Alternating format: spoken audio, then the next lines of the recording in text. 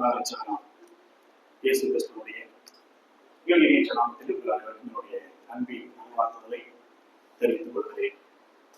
இந்த நாளிலும் கூட நாம் சற்று நேரம் தேவ சமூகத்திலே அமர்ந்து வரை ஆராதிக்கும்படியாய் நாம் வந்தோம். தேவ பிள்ளைகள் கூடியிருக்கிறதான இந்த கூடுகையிலே தேவநாமம் மகிமைப்படும் விதமாக நம்முடைய துதி ஸ்தோத்திர பலிகள் மூலமாக அவருக்கு ஆராதனை செய்தோம்.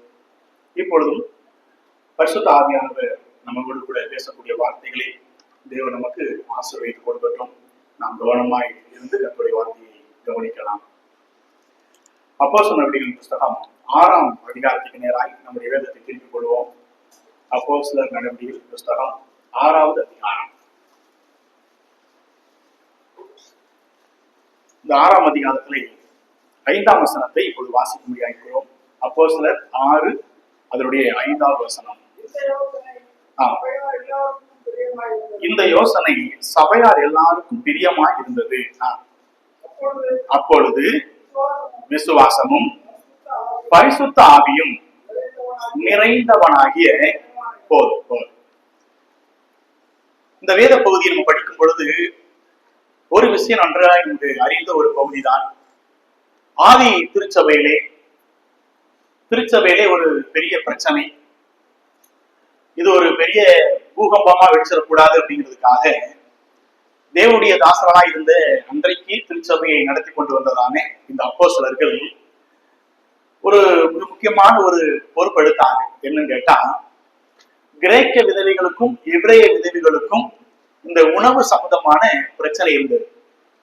சரி, இந்த பிரச்சனையை சரி செய்ய வேண்டும், என்ன செய்யலாம் என்று எண்ணிய பொழுது ஒரு உதவிக்காரர்கள் ஒரு 7 டீக்கன்ஸ் ஏற்படுத்துவோம் என்று சொல்லி ஒரு 7 பேரை தெரிந்து கொண்டார்கள். இந்த சம்பவம் தான் நம்ம படிச்ச ஒரு சம்பவம். இந்த 7 பேர் யாரு அப்படிங்கிறதான் நம்ம 5ஆம் வசனத்திலே ஆரம்பித்தோம். அதில் முதலாவது நபராக ஒரு நபருடைய பெயர் வந்தது. அவருடைய பெயர் ஸ்தேவான் என்று சொல்லப்படுகிறது. ஸ்தேவான் என்றால் கிரீடம் என்று அர்த்தம். இந்த ஸ்தேவான் என்றதான ஒரு மனிதரை இங்கு தெரிந்து கொள்கிறார்கள். இந்த 5ஆம் அதிகாரத்திலே சொல்லப்பட்ட 7 நபர்களை குறித்து நம்ம எந்த அளவுக்கு தெரியும் என்பது வேதாந்தத்தில் நிறைய குறிப்புகள் இல்லை. ஆனால் இதிலே மிக முக்கியமாக பிலிப்புவை குறித்தும் ஸ்தேவானை குறித்தும் இந்த அப்போஸ்தலர் நடவடிக்கைகள் புஸ்தகத்தில் அவருடைய 2 பேருடைய ஊழியத்தை நம்ம படிக்க முடியும். இன்றைக்கு நம்ம இந்த ஸ்தேவானை குறித்து ஒரு 3 விஷயங்களை மாத்திரம் நம்ம கற்றுக்கொள்ள முடியாது இருக்கிறோம். ஒரு வாலிப மனிதனாய் இருந்த ஸ்தேவான் என்று சொல்லக்கூடியதான ஒரு வாலிப மனிதனை குறித்து, ஒரு விசுவாசியை குறித்து படிக்க போறோம்.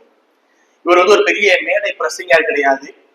இல்ல பவுலை போலவோ பேதுருவை போலவோ ஆயிரக்கணக்கான ஆத்துமாக்களை ஏற்படுத்தின ஒரு மனுஷன் கிடையாது. இவர் சாதாரணமாக அந்த எருசலேம் திருச்சபையிலே ஒரு சமையல்காரராக கொடுத்த சாப்பாடை பரிமாறக்கூடிய ஒரு உணவு பரிமாறக்கூடிய மனுஷனாக தான் இருந்தார். அவ்வளவுதான். சிம்பிளா சொல்ல போனா அவருக்கு பேக்ரவுண்ட் எல்லாம் கிடையாது பெருசா. இவர் ஒரு கிரேக்க விசுவாசி, கிரேக்க மார்க்கத்தை சேர்ந்தவர். இயேசு கிறிஸ்துவை ஏற்றுக்கொண்டு கிறிஸ்தவ மார்க்கத்திலே இயேசு கிறிஸ்துவை ஏற்றுக்கொண்டார். அவ்வளவுதான். இவரை குறித்து பெரிய பின்னணி அதெல்லாம் சொல்லப்படலை. இவர் யாருப்பான்னு கேட்டா சிம்பிளா சொல்ல ஒரு சமையல்காரப்பா, அவ்வளவுதான். ஒரு சமையல்காரரை பத்தி பைபிள்ல போட்டிருக்கா? எஸ், போட்டிருக்கு. ஏன்னா இந்த மனுஷன் அவருடைய அறிமுகம் எப்படிப்பட்டது அதெல்லாம் 2வது. ஆனால் அவர் ஏற்படுத்தின தாக்கம் திருச்சபை வரலாற்றிலே அது தவிர்க்க முடியாத தாக்கம். இந்த 7 பேரை குறித்தும் வேதாகமத்திலே எங்கும் சொல்லப்படல. பிலிப்புடைய ஊழியத்தை குறித்து கொஞ்சம் சொல்லப்பட்டிருக்கு, அவ்வளவுதான். ஆனா ஸ்தேவானை குறித்தும் ஏறக்குறைய 2 அதிகாரங்கள் 2 அதிகாரங்கள் தான் இருக்குது. ஆனால் அவர் ஊழியத்திலும் ஆதி திருச்சபையிலும் அவர் ஏற்படுத்தின தாக்கம் மிகப்பெரிய தாக்கமா இருந்துச்சு. அப்ப இந்த மனிதனை குறித்து படிக்கும் பொழுது ஸ்தேவானை தெரிந்து கொண்டார்கள் என்று ஒரு வார்த்தை வருது. பாத்தீங்கன்னா கடைசி பாகம். அப்ப நம்ம யோசிக்க வேண்டும், ஒரு பெரிய திரளான ஒரு சபை, பெரிய திரளான சபை, பெரும் கூட்டம் நிறைந்த ஒரு சபை. வேதம் சொல்கிறது முதல் பிரசங்கத்துல 3000, 2வது பிரசங்கத்துல 5000. அது மாத்திரமல்ல, அனுதினமும் ரட்சிக்கப்பட்டவர்களை தேவன் சபையிலே சேர்த்து கொண்டே வருகிறார். அது எத்தனை ஆயிரம்னு தெரியல, சொல்ல முடியாத ஒரு பெரிய திரளான கூட்டம் அங்கு கூடியிருக்கு. இந்த திரளான கூட்டத்தின் மத்தியில் இருந்து 7 பேரை தெரிந்து கொள்ளணும் அப்படிங்கிறது சாதாரண விஷயம் கிடையாது. அப்ப தெரிந்து கொள்வதற்கு என்ன பண்ணாங்க பாருங்கள். 6ஆம் அதிகாரம் 3ஆம் வசனத்தை நீங்க படிச்சு பாத்தீங்க அப்படின்னா, 3ஆம் வசனத்திலே ஆதலால் சகோதரரை பாருங்க. இப்ப ஒரு ஒரு ஒரு காரியத்தை ஒரு குவாலிபிகேஷன் நிர்ணயிக்கிறாங்க. என்ன குவாலிபிகேஷன் இருக்கணுங்கிறாங்க அப்படின்னா, ஆதலால் சகோதரரை பரிசுத்த ஆவியும் ஞானமும் நிறைந்து நற்சாட்சி பெற்றிருக்கிற 7 பேரை உங்களில். சரி, அப்ப அந்த 7 பேர் எப்படிப்பட்டமா இருக்குன்னு பைபிள் சொல்லுது. எப்படி இருக்கணும்? ஒண்ணு, பரிசுத்த ஆவியால் ரட்சிக்கப்பட்ட மனுஷனா இருக்கணும். 2வது, ஞானம், தேவ வார்த்தை நிறைந்த ஒரு மனுஷனா இருக்கணும். 3வது, நற்சாட்சி பெற்றவனா இருக்கும். அற்புதகரமான வார்த்தை. பேதுரு சொல்லிட்டாரு, எப்பா ஏறக்குறைய ஒரு பெரிய திரளான ஒரு சபை கூட்டம் கூடியிருக்குது. இந்த சபையில இருந்து நீங்க 7 பேரை தெரிந்து கொள்ளணும் அப்படின்னா, ஏதோ சும்மா ஒரு 7 பேர் நீங்க வாங்கப்பா அப்படி கூப்பிட்டு இல்ல. சரி, பரிமாறுறதா தானே, சாப்பாடு தான் கொடுக்க போறோம். 2 விதவைகள் பாவம் அடிச்சுட்டு கிடக்குறாங்க. 2 கூட்டங்களுக்கு பெரிய பிரச்சனை போயிட்டு இருக்குது. அப்ப இந்த கூட்டங்களை சமாளிப்பதற்கு ஒரு நல்ல திறமையான ஆட்கள், வயதான பாட்டிகள்ல அரட்டணும்னு பேச உட்கார்ற மாதிரி ஜெய்ஜாண்டிக்கா இருக்கிற ஒரு முரட்டான ஒரு 4 பேரை 7 பேர் தெரிந்து கொள்வோம் அப்படி கிடையாது. அவங்க தெரிந்து கொண்டது எப்படின்னு கேட்டீங்கன்னா, வெளிப்புறமான குவாலிபிகேஷனை பார்க்கவே இல்லை. அவங்க இந்த மனிதன் நன்றாய் படித்திருக்கிறானா, இல்ல இந்த மனிதன் நல்ல திறமை உள்ளவனா, இல்ல இந்த மனிதன் பெரிய வல்லமை உள்ளவனா, இல்ல இவனுக்கு என்ன பேக்ரவுண்ட் இருக்கு, வெளிப்புறமான எந்த ஒரு குவாலிபிகேஷனும் பார்க்கவே இல்லை. அவர்கள் கண்ட தகுதி என்னன்னு கேட்டா ரொம்ப அற்புதமாய் சொல்லப்பட்டிருக்கிறது. பரிசுத்த ஆவி. முதலாவது, ரட்சிக்கப்பட்ட அனுபவமாய் நிறைந்த ஒரு மனுஷனா இருக்கும். ரட்சிக்கப்பட்டவனா இருக்கும். ரட்சிக்கப்பட்டவருடைய வாழ்க்கையில ஆவியானவர் இருப்பார். அப்ப பரிசுத்த ஆவியினால் நிறைந்தவர் சொல்லும் பொழுது ரட்சிப்பின் அனுபவத்தை பெற்ற ஒரு மனிதனா இருக்கும். நம்பர் 1. 2வது சொல்றாரு ஞானம். அது தேவ வார்த்தையினால் நிறைந்த மனுஷன். தேவ வார்த்தை அவனை முழுக்க முழுக்க நிறைவேறணும். அவன் பேசுகிற வார்த்தையின் மூலமாக அவன் வாயிலிருந்து வரக்கூடிய வார்த்தைகள் உலகத்தாருடைய வார்த்தைகளை போல அல்ல. இது தேவ வார்த்தையுடைய வாயிலிருந்து புறப்பட வேண்டும். இதான் அவங்க ரொம்ப யோசிச்சாங்க. 3வது, நற்சாட்சி. இந்த 3மே ஒரு லோக்கல் சபையில் இருக்கக்கூடிய அந்த எருசலேம் சபையில் இருக்கக்கூடிய ஜனங்கள்கிட்ட ஒரு 7 பேர்கிட்ட அவங்க பார்த்தாங்க. எனக்கு ரொம்ப ஆச்சரியம். முதலாவது, ஸ்தேவானுடைய வாழ்க்கையில் நம்ம கற்றுக்கொள்ள வேண்டிய முதல் பாடம், எப்படி இந்த ஸ்தேவனை தெரிந்து கொண்டார்கள், ஏன் தெரிந்து கொண்டார்கள், தேவன் ஏன் இவரை தெரிந்து கொள்ள முயற்சித்தார் என்று கேட்டால், நம்பர் 1, இவர் ஒரு நல்ல சாட்சியுள்ள மனிதராய் இருந்தார். நல்ல சாட்சி இருந்துச்சு. பொதுவாக அன்னைக்கு நீங்க வழியில படிக்கிறோம் பாத்தீங்களா, அனுதினமும் வீடுகளோடு என்ன செஞ்சாங்களோ அப்ப விட்டு ஆரம்பிச்சாங்க இந்த சபையை. பொதுவா ஒரு மனிதர்களை தூரமாய் நின்று பார்க்கிற வரைக்கும் அவர்கள் நம்ம கண்களுக்கு உண்டாக நல்ல மனிதர்களாய் தெரிவார்கள். நம்மளை விட்டு தூரமா இருக்கிற வரைக்கும் அவர்கள் நமக்கு நல்ல விதமாய் தெரிவார்கள். அதிகமாய் நம்ம பழக பழக நெருங்கி அவர்களோடு பழகும் பொழுது அவருடைய நிறைவுகள் மாத்திரமல்ல, எது தெரிய வரும்னு கேட்டீங்கன்னா என்ன தெரிய வரும்? குறைவுகள் தெரியும். ஆனா இந்த வேதத்தை நீங்க படித்து பாத்தீங்க அப்படின்னா, இவர் யாருப்பா, இந்த ஸ்தேவான் யாருன்னு கேட்டா, நல்ல சாட்சியுள்ள மனிதர். 7 பேரை தெரிந்து கொள்ள முடியாம போறாங்க. யார தெரிந்து கொள்ளலாம்னு போகும் பொழுது அந்த திரள் கூட்டத்திலே முதல் நபராக யாரைத்தான் பார்த்தாங்க? ஸ்தேவானை தான் பாக்குறாங்க. ஃபர்ஸ்ட் பர்சன் அவன் தான். 7 பேர் கொண்ட குழுவிலே முதல் நபராகவே ஸ்தேவானை பார்த்துட்டாங்கன்னு கேட்கும்போது, இந்த 7 பேரும் இந்த 3 குவாலிபிகேஷன் வச்சிருந்தாங்க. குணங்களின் தகுதிகளை படைத்திருந்தாங்க. நல்ல சாட்சியுள்ள ஒரு மனிதன். அது மாத்திரம் இது யார் தெரியுமா? இதே 6ஆம் அதிகாரம் 5ஆம் வசனம் பாருங்களேன். 5ஆம் வசனத்திலே இந்த யோசனை சபையாருக்கு பிரியமாயிட்டது. அப்பொழுது விசுவாசமும் பரிசுத்த ஆவியும் நிறைந்தவனாகிய, பாத்தீங்களா, ஸ்தேவன் யாரா? ஸ்தேவன் யாரு? பணக்காரனா? இல்ல. கவர்மெண்ட் ஜாப் இருந்தானா? இல்ல. ஒரு பெரிய ஒரு எல்லாராலும் போற்றப்பட்ட மனுஷனா கிடையாது. பைபிள் சொல்லுது இவன் யார் கேட்டா ரொம்ப அழகாய் பேசுகிறாரு. விசுவாசமும் பரிசுத்த ஆவியும் நிறைந்தது. நல்ல சாட்சி எங்க இருந்துச்சுன்னு கேட்டீங்க அப்படின்னா, அவன் எந்த திருச்சபையில ஆராதித்தானோ அந்த லோக்கல் சபையில அவனுக்கென்று ஒரு நற்சாட்சியை அவன் காத்துக்கொண்டான்.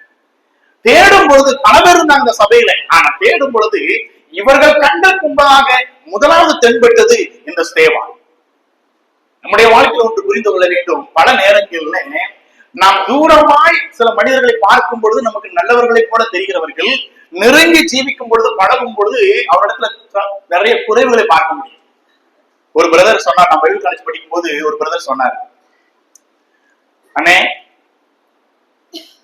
நமக்கு பெரிய பெரிய கன்வென்ஷன் பிரசைகள்லாம் இருக்கிறாங்கல்ல, பிரதர் சபைகள்ல பெரிய மனதில் இருக்கிறாங்க. இவர் நம்ம தூரமாவே பார்த்துட்டு சந்தோஷப்பட பிரதர். ஏன்னு கேட்டா, தூரமா பாக்குற வரைக்கும் அவங்க நமக்கு ஹீரோமா தெரியுறாங்க. அவர்கள் ஒரு நல்ல ஒரு ஆவிக்குரிய மனிதர்களை போல தெரியுறாங்க பிரதர். ஆனா நெருங்கி போயிட்டோம் அப்படின்னா, அவர்களோடு பேச ஆரம்பிச்சிட்டோம் அப்படின்னா, அவர்களோடு பிரயாணப்பட ஆரம்பிக்கும் பொழுதுதான் தெரிகிறது, அவர்கள் மேடையிலே பிரசங்கிப்பது ஒன்று, வாழ்க்கையில் நடப்பது இன்னொன்று. அவரோடு நெருங்கி பழகும் போதுதான் எனக்கு தெரியுது சில விஷயம். ஆனா இவர் பேச்சிலே வல்லவர், நடக்கையில யாருன்னா ஜீரோவா இருக்கிறார். நான் கேட்டேன், தம்பி ரொம்ப அடிபட்டியாப்பா அப்படின்னு. ஆமண்ணே, ஒருத்தர் பெருசா நினைச்சோம்னே, அவர்லாம் பெரிய பிரசங்கியாரு, பெரிய பெரிய கூட்டங்களுக்குள்ள பிரசங்க இன்னைக்கு பண்ணிட்டு இருக்கிறார், பெரிய பிரசங்கியார் அவர்லாம். ஆனா தம்பி சொன்ன வார்த்தை எனக்கு சாக்கிங்காச்சு. அப்படியா பண்றா. இப்ப இதுல வீடியோ இருக்கான்னு சொல்ல முடியாது, அதெல்லாம் சொல்ல முடியாது. ஆனா சொல்றேனே, பல நேரங்களில் எது பெட்டர் தெரியுமா? நீங்க தூரமா வச்சு பார்த்துருக்க ரொம்ப நல்லது. ஏனென்றால் சில மனிதர்கள் தூரத்துல பார்க்கிற வரைக்கும் அவங்க எப்படி இருப்பாங்க, உங்களுக்கு நல்ல ஒரு ஆவிக்குரிய மனிதர்களாவே தெரிவாங்க. ஆனால் நெருங்கி போயிட்டோம் அப்படின்னா, அப்பொழுதுதான் நமக்கு தெரிய வரும் அவர்கள் எந்த அளவுக்கு அவர்களுக்குள் துன்மார்க்கமான ஜீவியமும், அவர்களுக்குள் எந்த அளவுக்கு குற்றங்களும் குறைவுகளும் பாவங்களும் நிறைந்திருக்கிறது என்று. எனக்கு ஞாபகத்துக்கு வருது, சில வருடங்களுக்கு முன்னாடி கோயம்புத்தூர்ல இருக்கும் பொழுது, கோயம்புத்தூர்ல எனக்கு 20 வருஷம் இருக்கும் பொழுது ஒரு பிரசங்கா பயங்கரமா பிரசங்கம் பண்ணிட்டு இருக்கிறார்.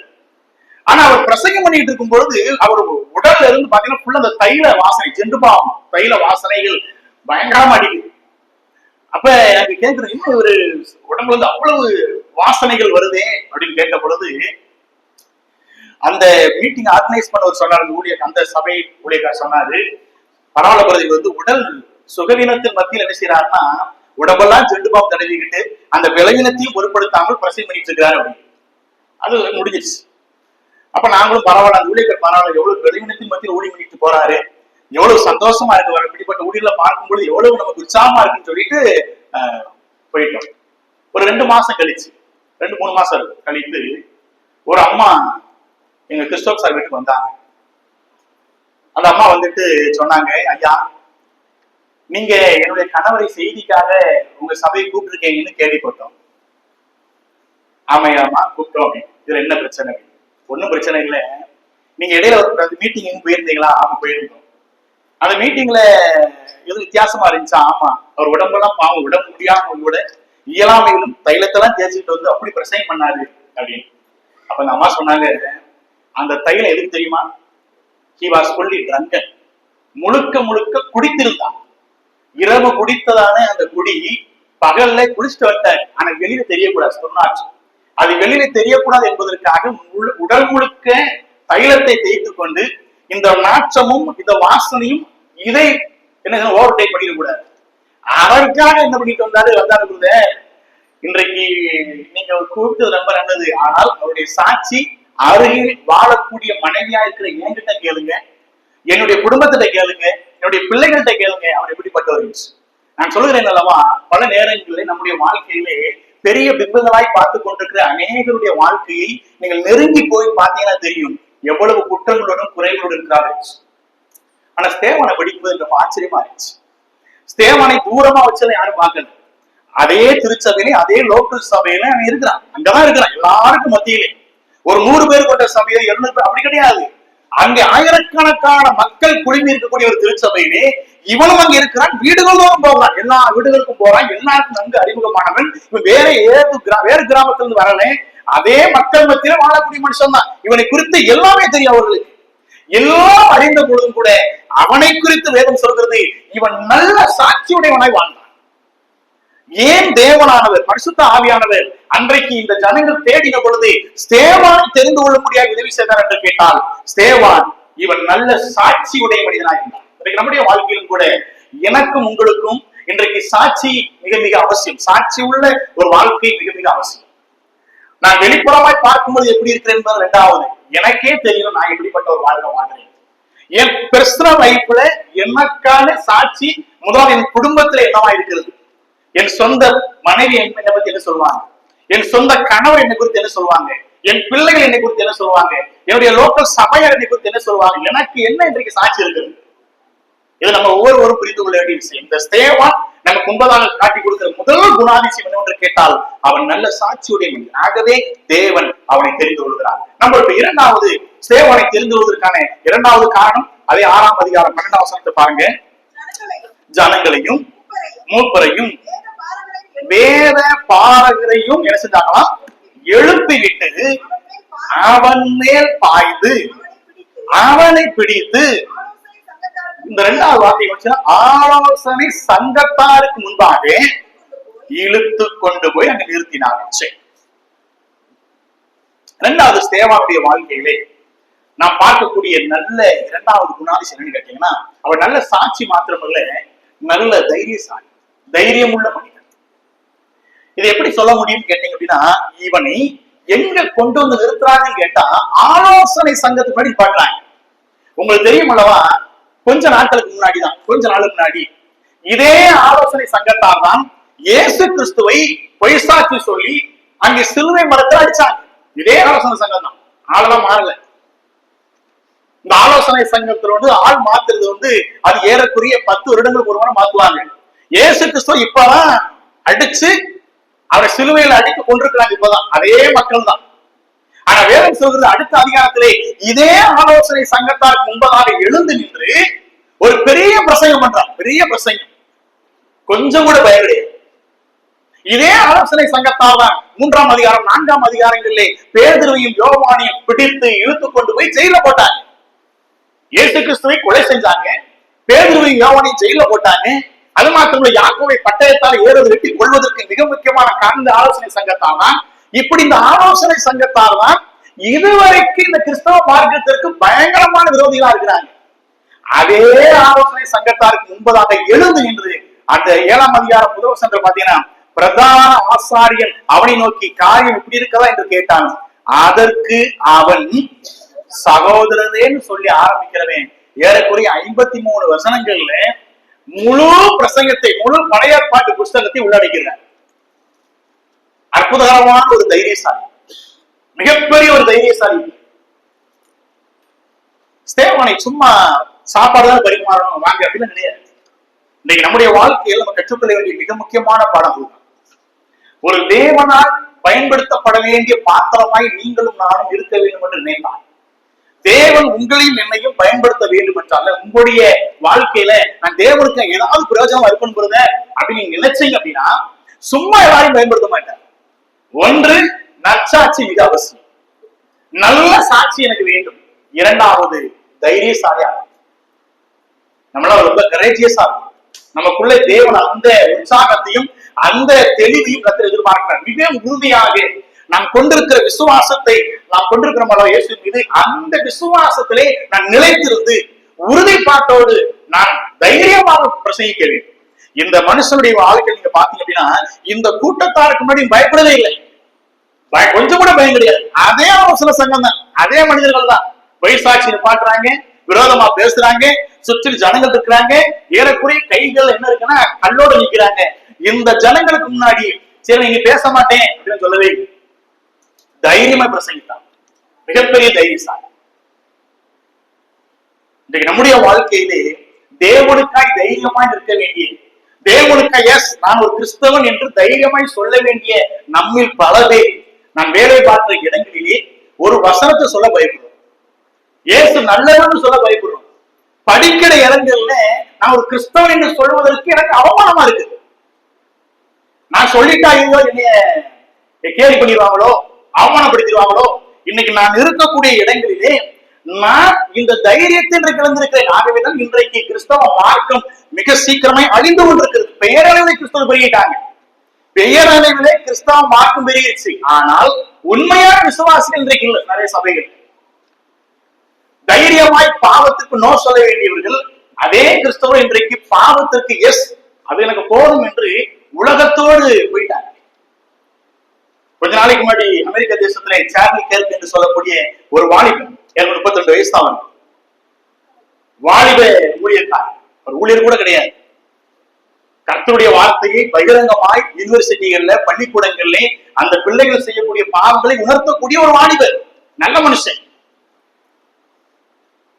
போர்னோகிராபி தவறு, குடிப்பது தவறு, போதை பழக்கம் தவறு, இந்த மாதிரி டிஜிட்டல் உலகத்திற்கு சிக்கிக்கிறாங்க, இதெல்லாம் சொல்லி இந்த ஓரணி சேர்க்கை, இந்த உடல் உறவு காரியங்கள் மற்றும் இந்த போதை பழக்க காரியங்கள், பாவத்துடைய காரியங்களை வெளிப்படையாக ஒவ்வொரு பள்ளிக்கூடங்களும் ஒவ்வொரு கல்லூரிகளிலும் சென்று பிரசங்கித்தார். இவருக்கு விரோதமாக நிறைய பேர் மெயில் போட்டாங்க, மிரட்டினாங்க. இதெல்லாம் நீ சொல்லக்கூடாது, நீ ஏன் சொல்ற, இது கலாச்சாரமாக மாறிவிட்டது, இந்த கலாச்சாரத்தை நாங்கள் எப்படி விட, எங்களுக்கு இதுதான் இன்பத்தை கொடுக்கிறது என்று சொல்லி இந்த சார்லி கர்க்குக்கு விரோதமாக நிறைய சொன்னாங்க. ஆனா இந்த மனிதன் துணிகரமாக பயங்கர தைரியசாலியாக இயேசுவின் மீது வைத்திருந்த அன்பு, கர்த்தருடைய வார்த்தை அவனுக்குள்ள இருந்ததுனாலே, அந்த விசுவாசம் அவனை உறுதிப்படுத்தினதாலே, நான் விசுவாசிப்பது நிஜம் என்றார், நான் நம்புகிற கர்த்தருடைய வார்த்தை இது உண்மை என்றார், இந்த உண்மையான வார்த்தையை நான் சகல இடங்களிலும் சொல்வேன் என்று சொல்லி போய் எல்லாரும் பிரசங்கிச்சான், எல்லா இடத்துலயும் சொன்னான். சொன்னதுடைய விளைவு அவரை எங்க பிரசங்கிட்டு இருந்தாலும் அங்கே சுட்டை கொண்டுட்டாங்க, அங்கே இறந்துட்டார். 32 வயது வாலிபர், 1.5 வயசுல ஒரு பிள்ளை இருக்கு, 2 வயசுல ஒரு 2-3 வயசுல ஒரு பிள்ளை இருக்கு, மொத்தம் 2 குழந்தைகள். மிகுந்த இளம் வயதுள்ள மனிதர் தான். ஆனால் தேவன் மீது வைத்திருந்த விசுவாசத்தினுடைய உறுதி, நான் எதை நம்புகிறேனோ, எவரை விசுவாசிக்கிறேனோ அவர் பரிசுத்தர், அங்கே நான் பரிசுத்தமாய் இருக்கிறேன், நான் இருக்கக்கூடிய இடங்களை பரிசுத்தமாய் வாழ்வேன் என்று சொல்லி அந்த பரிசுத்தத்தை இருக்கிற எல்லா இடங்களையும் நிலைநாட்டினார். இன்றைக்கு நம்முடைய வாழ்க்கையிலே நாம் இருக்கக்கூடிய இடங்களிலே அசுத்தம் நிறைந்திருக்கிறது உண்மைதான், அங்க நிறைய இச்சைகள் இருந்திருக்கிறது உண்மைதான், பாவங்கள் இருந்திருக்கிறது உண்மைதான். ஆனால் அதன் மத்தியிலே நீங்களும் நானும் அதோடு கூட ஒத்து போய்விட்டோமா, இல்ல அதற்கு விரோதமாய் நின்று இல்லை இதை நான் செய்ய மாட்டேன்னு சொல்றோம். இன்றைக்கு சாதாரண ஒரு 6ஆம் வகுப்பு 7ஆம் வகுப்பு 8ஆம் வகுப்பு படிக்கிற பையனுக்கு இன்ஸ்டாகிராம் ஐடி வச்சிருக்கான், பொண்ணு வச்சிருக்கு. பெரிய பெரிய பிசினஸ் மேன் கூட கிடையாது அவங்களுக்கெல்லாம், அவன் வேலைன்னு போயிடுறாங்க. வெட்டியா இருக்கிற ஆளுங்களுக்கு என்னன்னா இந்த இன்ஸ்டா, இந்த வாட்ஸ்அப், இந்த மொபைல், இது வந்து என் வாழ்க்கையை கலைப்படுத்துகிறது என்பதை பெற்றோரும் புரிஞ்சுக்கிறது கிடையாது, பிள்ளைகளும் புரிஞ்சுக்கிறது கிடையாது. பிரதர், நான் இன்ஸ்டாவுக்கு போன பிறகு 60 மார்க் வாங்கிட்டு இருந்தேன், நான் இப்ப 100க்கு 100 வாங்கிட்டேன். யாராவது சொல்ல முடியுமா? உங்க பிள்ளைய சொல்றாங்க யாராவது பத்தி 90 100 வாங்கிட்டு இருந்தது இப்ப கருதலையா போயிடுச்சு, கீழே போயிடுச்சு. இருக்கக்கூடிய அத்தனை அசுத்தங்களும், அத்தனை பாவங்களும், அத்தனை காரியங்களும் கரைப்படுத்தி ஆவிக்குரிய நிலைமையில வளர வேண்டிய ஒரு மனிதனை கரைப்படுத்திக் கொண்டிருக்கு. இன்றைக்கு உலகத்தில் இருக்கிற பாவங்கள் கரைப்படுத்த நான் அதற்கு எதிர்த்து இருக்க வேண்டியவன், தைரியமா இருக்க வேண்டியவன். இன்றைக்கு அதற்கு ஒத்து போய்விட்டன அல்லவா? ஸ்தேவான பெரிய எடுத்துக்காட்டு, வாலிப தம்பி, வாலிபன், சிறந்த வாலிபன். எங்கே தவறு நடக்கிறதோ, எங்கே தேவனுக்கு விரோதமான சம்பவம் நடந்ததோ நின்று தைரியமாய் பிரசங்கிட்டான், தைரியமாய் நின்றான். முதலாம் தேவனுக்காக தைரியமாய் நிற்பது, பாவத்துக்கு எதிர்த்து நிற்பது, பாவத்தை கண்டித்து உணர்த்துவது, பரிசுத்தமாய் வாழ்வது எல்லா விசுவாசிகளுக்கும் தேவன் எதிர்பார்க்கக்கூடிய ஒரு முக்கியமான விஷயம். இவனுக்கு தைரியம் வந்து அப்படிதான். 6ஆம் அதிகாரம் 10ஆம் வசனத்திலே இவனுக்கு இவ்வளவு தைரியம் எப்படி வந்துச்சு? எப்படி என்றால் அவன் பேசின ஞானம், அவனுக்கு பயங்கர ஞானம். ஒரு சமையல்காரன் ஆதியாகமத்தை ஆரம்பிச்சு மலியால முடிக்கிறான்னா பாருங்களேன், எவ்வளவு பெரிய ஞானவான். முழு வேதாமத்தை கற்றறிந்திருந்தான், வேதாமத்துடைய ஒவ்வொரு சம்பவங்களையும் கற்றறிந்திருந்தான்.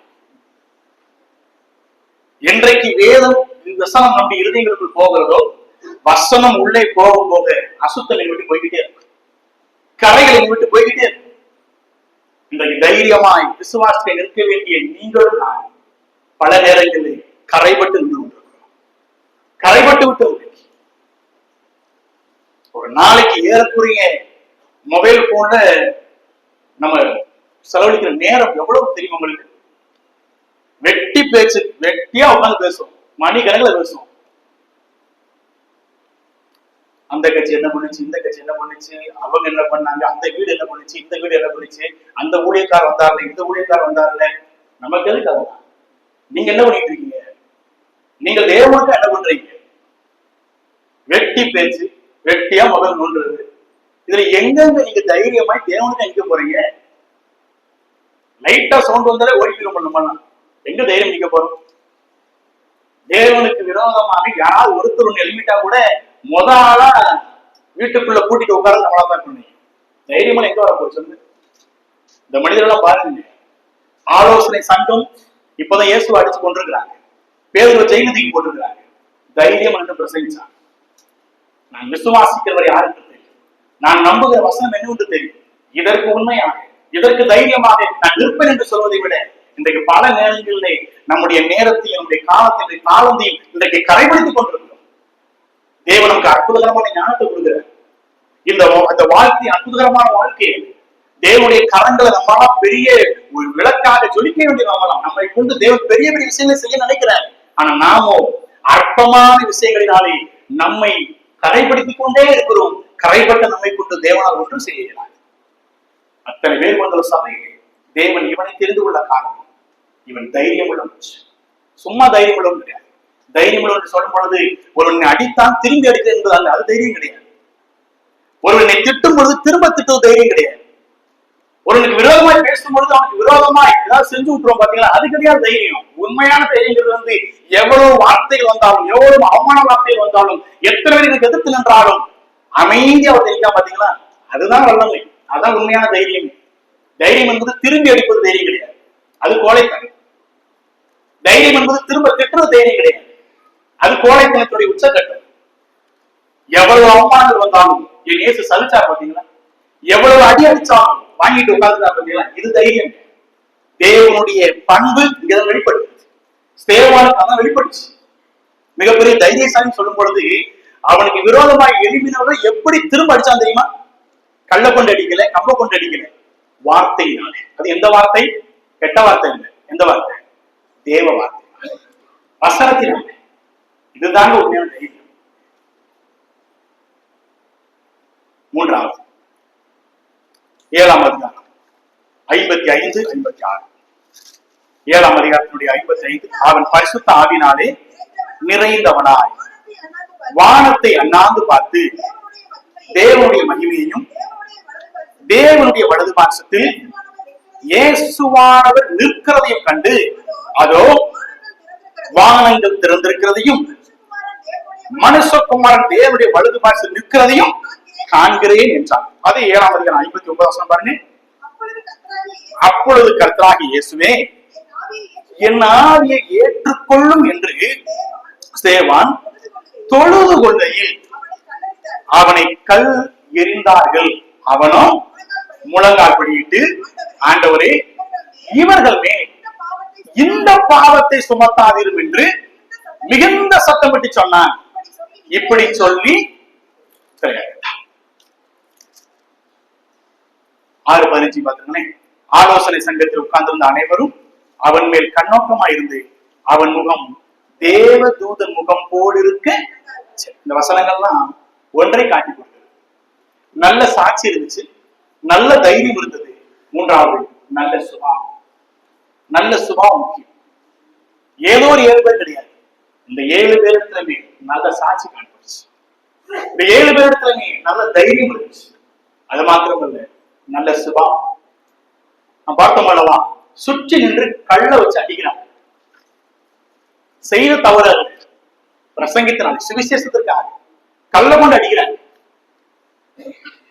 ஏறக்குறைய மரிக்கிற தருவாய் எல்லாரும் அவனுக்கு விரோதமாய் மொழி சாட்சி சொல்லி அவனை கல்லினால் அடித்த பொழுது, ஏறக்குறைய இறுதி நேரம் அவனை கல்ல எரிந்து விட்டது பொழுது 3 விஷயம் நமக்கு சொல்றாங்க. முதல்ல அவன் துக்கப்படல. ஐயோ, தேவையில்லாம கர்த்தருடைய வார்த்தையை சொல்லிட்டோமோ, தேவையில்லாம நல்ல காரியங்களை சொல்லிட்டோமோ, தேவையில்லாம அவனுடைய வார்த்தைகளை பேசிட்டோமோ, இங்க வந்துட கூடாது, தப்பு பண்ணிட்டோமோன்னு துக்கப்படாது. எந்த இடத்துலயுமே முகத்தை அவன் கொஞ்சம் கூட அவன் துக்க முகமா காட்டவே இல்லை, சந்தோஷமா இருக்கு. ஏன்னா அவனுக்கு தெரியும், நான் செய்த இந்த ஊழியத்தினுடைய பிரதிபலன் அடியாக இருந்தாலும் பரவாயில்ல, மரணமாக இருந்தாலும் பரவாயில்ல, நான் துக்கப்பட மாட்டேன். ஏன்னா எனக்கு தெரியும், நிச்சயமாய் தெரியும், இந்த வார்த்தை ஒரு நாளும் வீணாக போகாது. அதனாலதான் விலை 7ஆம் அதிகாரத்துடைய பிற்பகுதியில் இவன் மரித்தான், எல்லாம் முடிஞ்சிருச்சு. பிற்பகுதியிலே அநேக ஆசாரியர்கள், அநேக ஆலோசனை சங்கத்தால் ரட்சிக்கப்பட்டு தேவனுடைய சபைக்கு வந்தான். ஏன்னா இவனுடைய ஒரு மனிதனுடைய மரணம், இந்த மரணத்தினுடைய வெளிப்பாடுதான் சவுல் என்ற ஒரு பெரிய மனிதனை போல இருக்கக்கூடிய மனிதர்களை எல்லாம் ரட்சிப்புக்காக வழிநடத்தி துக்கப்படவே இல்லை. 2வது, அவன் வெட்கப்படும். வேதம் சொல்லும் பொழுது அவனுடைய துணிகளை உரிந்து கொண்டு, அவனுடைய ஆடைகளை உரிந்து கொண்டு சவுல் என்ற ஒரு வாணினுடைய பாதத்துல வைக்கிறாங்க. பின்னாடி நம்முடைய பவுல் அடிக்கலாம்ல, அவருடைய பாதத்துல வைக்கிறாங்க. ஒரு வாணிப தம்பி ஒட்டுமொத்த உடையும் உறிஞ்சிட்டாங்க, எடுத்துட்டாங்க. நிர்வாண கோலமா எல்லாரும் நிக்கிறான். ஒரு வாலிப தம்பிக்கு எப்படி இருப்பாங்க? அவமானத்தில் உச்சகட்டம். ஆனா வேதம் சொல்கிறது இவனுடைய சுபாவம் அங்கதான் வெளிப்படுது. அவன் அதற்காக கொஞ்சம் கூட வெட்கவே படல. ஏன்னா என் இயேசு கிறிஸ்து எனக்காக நின்னாரு. எப்பொழுதுமே ஒரு நல்ல விசுவாசி தன்னை யாரோடு ஒப்பிட்டுக் கொள்வார் என்று கேட்டால், என் இயேசுவே எனக்காக இப்படி செய்யும் பொழுது வெட்கப்படாத அவர்தான். எனக்காக துக்கப்பட்டதே கிடையாது. இவங்களுக்காக சாவ போறேன் நினைச்சதே இல்லை அவர்தான். எனக்காக அவர் வெட்கப்படாமல், எனக்காக கல்வாரி சிலுவை நிர்வாண போடாம இருந்தாரே, அவருக்காக நான் நிற்பது என்ன பிரச்சனை? எனக்கு ஒண்ணும் பிரச்சனை இல்லையே அப்படி நிற்கிறாங்க. கொஞ்சம் கூட அவன் வெட்கப்படவில்லை. கடைசியாக அவர் அமைதியாகவும் இருக்கிறார். கல் எரிந்து கொண்டு இருக்கும் பொழுதே பைபிள் சொல்லுது, பிதாவே இவர்களுக்கு மன்னின்ற. கல் எரிந்து கொண்டிருக்கும் பொழுதே ஜெபித்துக் கொண்டிருக்கிறார். சும்மாவே இல்லை. ஜெபிக்கிறதுக்கு ஒரு நேரம் கால வேண்டாமா? ஒரு நல்ல அமைதியா ஜெபம் பண்ணலாம். அங்க அடி பயங்கரமா விழுந்துட்டு இருக்குது. கல்லை கொண்டு ஒருவர் அடித்துக் கொண்டிருக்கும் பொழுது இவன் ஜெபித்துக் கொண்டிருக்கிறான். இதெல்லாம் அவன் நல்ல சுபாவங்க. அப்படி எந்த அளவுக்கு அவன் ஜெப வீரனா இருந்திருப்பான் பாருங்க. எந்த அளவுக்கு அவன் இந்த நேரத்திலே ஜெபிக்கிறார் என்று கேட்டான், மற்ற நேரத்தில் எப்படி இருப்பார் பாருங்க. இன்னைக்கு நம்முடைய வாழ்க்கையிலே இந்த மனிதன் ஒரு குறுகிய காலத்துல வந்து போனவன் தான். ஆனா பெரிய ஒரு இம்பாக்ட் நம்முடைய வாழ்க்கையில கிரியேட் பண்ணிட்டான். ஒரு பெரிய அழுத்தத்தை நம்முடைய வாழ்க்கையில கொடுத்திருக்கிறார்.